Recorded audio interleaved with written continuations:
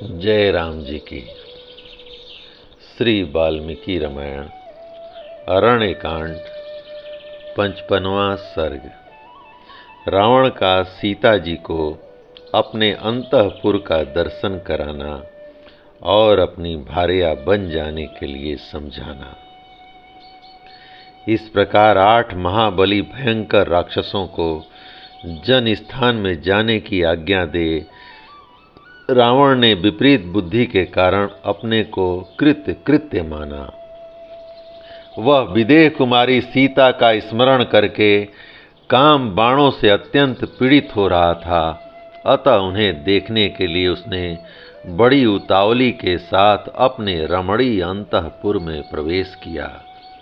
उस भवन में प्रवेश करके राक्षसों के राजा रावण ने देखा कि सीता राक्षसियों के बीच में बैठकर दुख में डूबी हुई हैं। उनके मुख पर आंसुओं की धारा बह रही है और वे शोक के दुस्सह भार से अत्यंत पीड़ित एवं दीन हो वायु के वेग से आक्रांत हो समुद्र में डूबती हुई नौका के समान जान पड़ती हैं। मृगों के यूथ से बिछुड़कर कुत्तों से घिरी हुई अकेली हरणी के समान वे दिखाई दे रही थीं। शोक बस दीन और विवश हो नीचे मुंह किए बैठी हुई सीता के पास पहुंचकर राक्षसों के राजा निशाचर रावण ने उन्हें जबरदस्ती अपने देवगृह के समान सुंदर भवन का दर्शन कराया। वह ऊंचे ऊंचे महलों और 7 मंजिले मकानों से भरा हुआ था। उसमें सहस्त्रों स्त्रियां निवास करती थीं। झुंड के झुंड नाना जाति के पक्षी एवं कलरव करते थे। नाना प्रकार के रत्न उस पुरी की शोभा बढ़ाते थे। उसमें बहुत से मनोहर खंभे लगे थे जो हाथी दांत, पक्के सोने, स्फटिक मणि, चांदी, हीरा और वैदुर्य मणि नीलम से जटित होने के कारण बड़े विचित्र दिखाई देते थे। उस महल में दिव्य दुदुम्भियों का मधुर घोष होता रहता था। उस अंतःपुर को तपाए हुए स्वर्ण के आभूषणों से सजाया गया था। रावण सीता को साथ लेकर सोने की बनी हुई विचित्र सीढ़ी पर चढ़ा। वहां हाथी दांत और चांदी की बनी हुई खिड़कियां थीं जो बड़ी सुहावनी दिखाई देती थीं। सोने की जालियों से ढकी हुई प्रसाद मालाएं भी दृष्टिगोचर होती थीं। उस महल में जो भूभाग फर्श था वे सुर्खी चूना के से पक्के बनाए गए थे और उसमें मड़ियां जड़ी गई थीं। ध्यान दें, उस काल में पक्के फर्श बनाए जाते थे जिनसे वे सब के सब विचित्र दिखाई देते थे। दशग्रीव ने अपने महल की वे सारी वस्तुएं मैथिली को दिखाईं। रावण ने बहुत सी बावड़ियां और भांति भांति के फूलों से आच्छादित बहुत सी पोखरियां भी सीता को दिखाईं। सीता वह सब देखकर शोक में डूब गईं। वह पापात्मा निशाचर विदेह नंदिनी सीता को अपना सारा सुंदर भवन दिखाकर उन्हें लुभाने की इच्छा से इस प्रकार बोला, सीते, मेरे अधीन 32 करोड़ राक्षस हैं। यह संख्या बूढ़े और बालक निशाचरों को छोड़कर बताई गई है। भयंकर कर्म करने वाले इन सभी राक्षसों का मैं ही स्वामी हूँ। अकेले मेरी सेवा में 1000 राक्षस रहते हैं। विशाल लोचने, मेरा यह सारा राज्य और जीवन तुम पर ही अवलंबित है, अथवा यह सब कुछ तुम्हारे चरणों में समर्पित है। तुम मुझे प्राणों से भी अधिक प्रिय हो। सीते, मेरा अंतःपुर मेरी बहुत सी सुंदरी भार्याओं से भरा हुआ है। तुम उन सब की स्वामिनी बनो। प्रिय, मेरी भार्या बन जाओ। मेरे इस हितकर वचन को मान लो, इसे पसंद करो। इससे विपरीत विचार को मन में लाने की तुम्हें क्या लाभ होगा। मुझे अंगीकार करो। मैं पीड़ित हूँ, मुझ पर कृपा करो। समुद्र से घिरी हुई इस लंका के राज्य का विस्तार 100 योजन है। इंद्र सहित संपूर्ण देवता और असुर मिलकर भी इसे ध्वस्त नहीं कर सकते।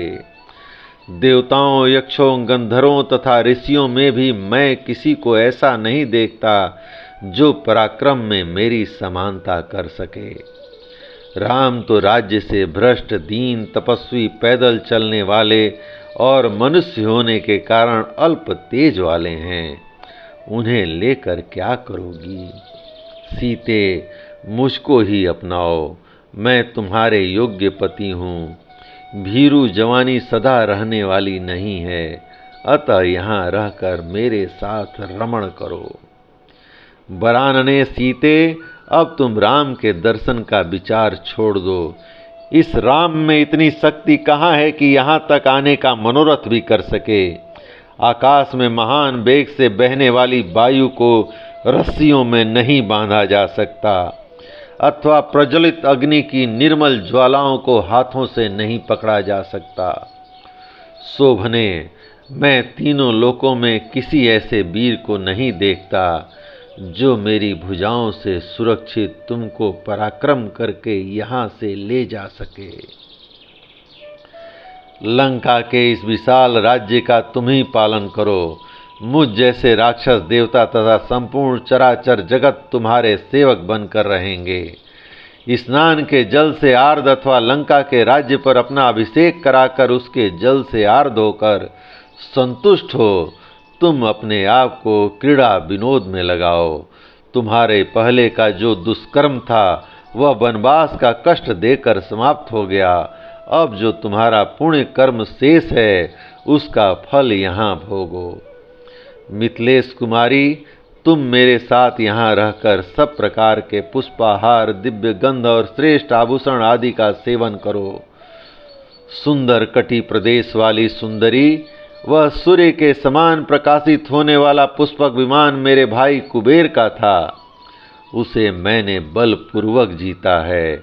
यह अत्यंत रमणीय, विशाल तथा मन के समान वेग से चलने वाला है। सीते, तुम उसके ऊपर मेरे साथ बैठकर सुखपूर्वक विहार करो। बरारोहे सुमुखी, तुम्हारा यह कमल के समान सुंदर, निर्मल और मनोहर दिखाई देने वाला मुख शोक से पीड़ित होने के कारण शोभा नहीं पा रहा है। जब रावण ऐसी बातें कहने लगा तब परम सुंदरी सीता देवी चंद्रमा के समान मनोहर अपने मुख को आंचल से ढककर धीरे धीरे आंसू बहाने लगी। सीता शोक से अस्वस्थ सी हो रही थीं। चिंता से उनकी कांति नष्ट सी हो गई थी और वे भगवान राम का ध्यान करने लगी थीं। उस अवस्था में उनसे वह वीर निशाचर रावण इस प्रकार बोला। विदेह नंदनी, अपने पति के त्याग और पर पुरुष के अंगीकार से जो धर्म लोप की आशंका होती है उसके कारण तुम्हें यहाँ लज्जा नहीं होनी चाहिए। इस तरह की लाज व्यर्थ है। देवी, तुम्हारे साथ जो मेरा स्नेह संबंध होगा यह आर्य धर्म शास्त्रों द्वारा समर्थित है। तुम्हारे इन कोमल एवं चिकने चरणों पर मैं अपने ये 10 मस्तक रख रहा हूँ। अब शीघ्र मुझ पर कृपा करो। मैं सदा तुम्हारे अधीन रहने वाला दास हूँ। मैंने कामाग्नि से संतप्त होकर ये बातें कही हैं। ये शून्य निष्फल न हो ऐसी कृपा करो, क्योंकि रावण किसी स्त्री को सिर झुकाकर प्रणाम नहीं करता, केवल तुम्हारे सामने इसका मस्तक झुका है। मिथिलेश कुमारी जानकी से ऐसा कहकर काल के वशीभूत हुआ रावण मन ही मन मानने लगा कि यह अब मेरे अधीन हो गई। जय राम जी की। इस प्रकार श्री वाल्मीकि निर्मित आर्ष रामायण आदि काव्य के अरण्य कांड का 55वां सर्ग प्रभु श्री राम की कृपा से पूर्ण हुआ। जय राम जी की।